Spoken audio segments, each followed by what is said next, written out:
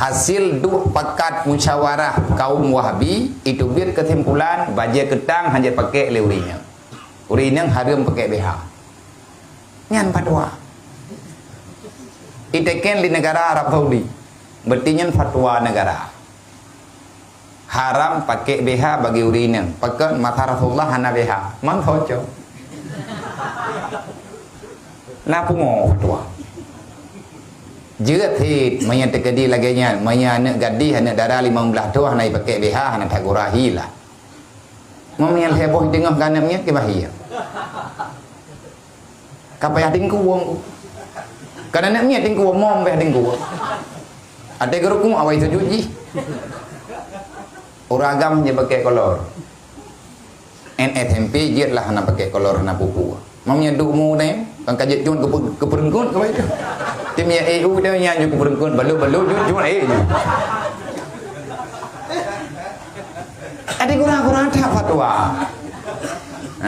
Kan iba. Nalam kalam pediu lebih biar pura-pura. Jadi awak teksi awak me teksi Arab. Awaknya di dalam.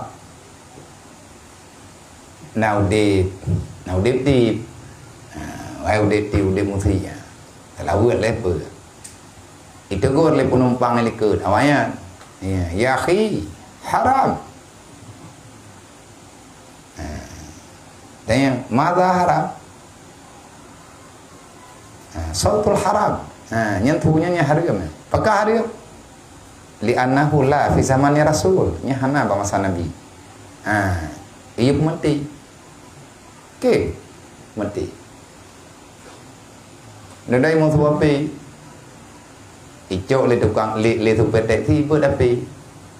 Idhut lam le Wahabi nyo hanje buat api. Pakat hana ba Nabi nyan atai pegat le kapi. Be dawai pelun lah. Mai haram duduk na suwam. Kan la moto talu. Ilun tanda hukum. Icah supir mai mati dah thi. Athi matoi mati. Tetap lidah itu uang. Payah jauh kupiah pun itu yang kupu kamu mati athi. Punya bahasa adanya. Ijauh itu beda athi. Hana bahasa Rasulullah.